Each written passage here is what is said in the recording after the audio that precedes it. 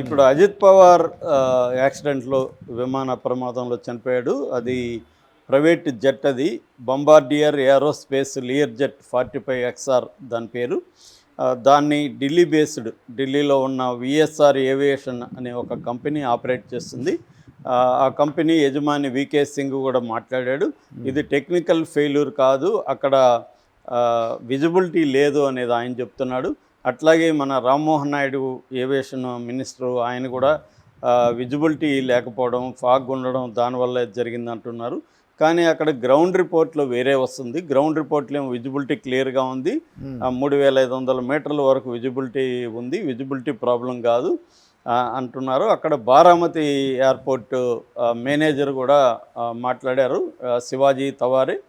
ఆయన కూడా ఏమంటున్నారంటే ఇది విజిబిలిటీ ఇష్యూ అయితే కాదు, అతను పైలట్ ఒకసారి కిందికి దించడానికి ట్రై చేశాడు, ఫెయిల్ అయింది, మళ్ళీ పైకి వెళ్ళాడు, మళ్ళీ ఏటీసీ ఎయిర్ ట్రాఫిక్ కంట్రోల్ని అడిగారు క్లియరెన్స్ ఇవ్వమని. మేము క్లియరెన్స్ ఇచ్చాం. క్లియరెన్స్ ఇచ్చినాక మళ్ళీ ఎంటర్ అయ్యారు. ఎంటర్ అయ్యి రన్వే 11 వైపు వెళ్ళి పక్కకి ఇలా జారిపోయింది, అది ఫ్లిప్ అయిపోయింది. ఫ్లిప్ అయిపోయి గ్రౌండ్ని గట్టిగా తాకింది. తాకడంతో ఒక్కసారిగా మంటలు వచ్చేసి క్రాష్ అయిపోయింది. అంటే మేము పర్మిషన్ ఇచ్చినాక ఏటీసీకి రివర్స్లో ఇవ్వాలి, వాళ్ళు సిగ్నల్ ఇవ్వాలి, అది కూడా ఇవ్వలేదు అనేది అంటున్నారు. ఇప్పుడు ఏంటంటే ఇది మామూలుగా మనకి ఛత్రపతి శివాజీ ఎయిర్పోర్టు, ముంబై నుంచి, ఇంటర్నేషనల్ ఎయిర్పోర్ట్ నుంచి బయలుదేరారండి. మొత్తం 5 మంది ఉన్నారు ఈ ఎయిర్క్రాఫ్ట్లో. అజిత్ పవార్ కాకుండా పైలట్, కెప్టెన్ అంటారు కదా, కెప్టెన్ సుమిత్ పవార్ ఉన్నాడు. తర్వాత కో పైలట్ లేదా ఫస్ట్ ఆఫీసర్ అని పిలుస్తారు, సాంబవి పథక్, ఆమె లేడీ ఉంది. మూడో వ్యక్తి వచ్చి పిఎస్ఓ అంటే personal security officer, Vidit Jadhav ఉన్నాడు. 4వ వ్యక్తి పింకీ మాలి అనే అటెండెంట్, ఆయనకి హెల్ప్ చేయడానికి ఆమె ఉంది. సో ఈ 4 ఉన్నారనమాట. ఈ మామూలుగా మనకి కెప్టెన్ సుమిత్ కుమారు 16,500 గంటలు ఫ్లైట్ నడిపిన ఎక్స్పీరియన్స్ ఉంది. సో పైలట్ ఎక్స్పీరియన్స్డ్, అక్కడ విజిబిలిటీ ప్రాబ్లం లేదని చెప్తున్నారు గ్రౌండ్లో. మరి ఏం జరిగింది అనేది ఇప్పుడు అందరికీ సమస్య. అందుకని ఏమవుతుందంటే 2 వెర్షన్లు వస్తున్నాయి. ఒకటేమో ఇది కుట్ర అని, అంటే ఈ విమాన ప్రమాదం అనేది యాక్సిడెంట్ కాదు, కుట్ర అని.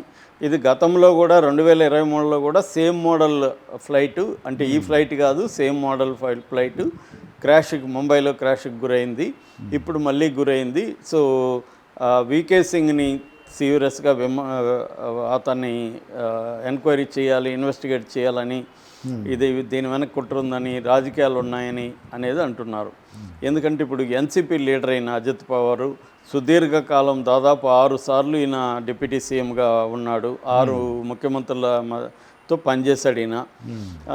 ఇప్పుడు ఈయన చనిపోవడంతో పార్టీలో కూడా ఒక వ్యాక్యూమ్ ఏర్పడింది. ఎందుకంటే ఎవరు లీడరు, సునేత్ర పరాని, ఆమె రాజ్యసభ మెంబరు, ఆమెకి అడ్మినిస్ట్రేటివ్ ఎక్స్పీరియన్స్ ఏమీ లేదు.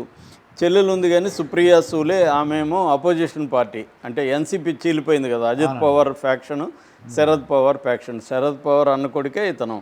సో అజిత్ పవార్ ఫ్యాక్షన్లో అజిత్ పవార్ లేనప్పుడు ఆ వ్యాక్యూమ్ ఏర్పడింది. ఇప్పుడు ఈ Ajit Pawar party NCP and Sharad Pawar NCP, Sharad Pawar ఎన్సీపీని లీడ్ చేస్తుండేది సుప్రియా సూలే.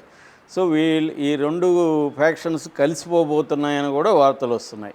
సో దీని వెనక ఏమైనా కుట్ర ఉందా అనేది చూడాలి. కానీ శరద్ పవార్ ఏమంటున్నా అంటే, దయచేసి రాజకీయాలను దీంట్లోకి లాక్కండి, ఇందులో కుట్ర ఏమీ లేదు, ఇది ప్యూర్ యాక్సిడెంటే, యాక్సిడెంట్ కారణాలని ప్రభుత్వం ఎంక్వైరీ చేస్తుంది అని అంటున్నాడు.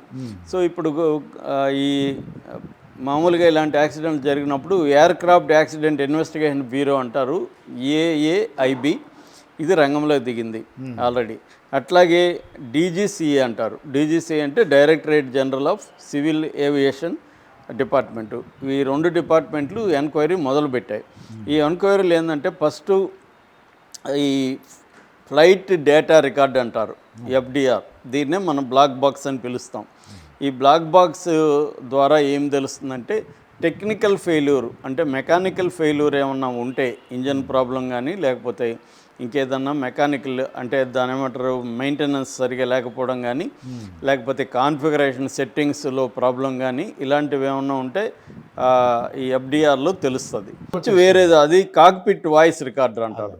ఈ కాక్పిట్ వాయిస్ రికార్డరు ధ్వంసం కాకుండా ఉంటే పైలట్లు ఏం మాట్లాడుకున్నారో కూడా దాంట్లో తెలుస్తుంది. అంటే లాస్ట్ మినిట్లో ఏమన్నా వాళ్ళ మధ్య ఏమన్నా సంభాషణ జరుగుంటే సో అది అక్కడ తెలుస్తుంది. అంటే హ్యూమన్ ఎర్రర్, పైలట్ ఎర్రర్ అయితే కాక్పిట్ వాయిస్ రికార్డులో మనకి రికార్డ్ అయ్యింటే తెలుస్తుంది.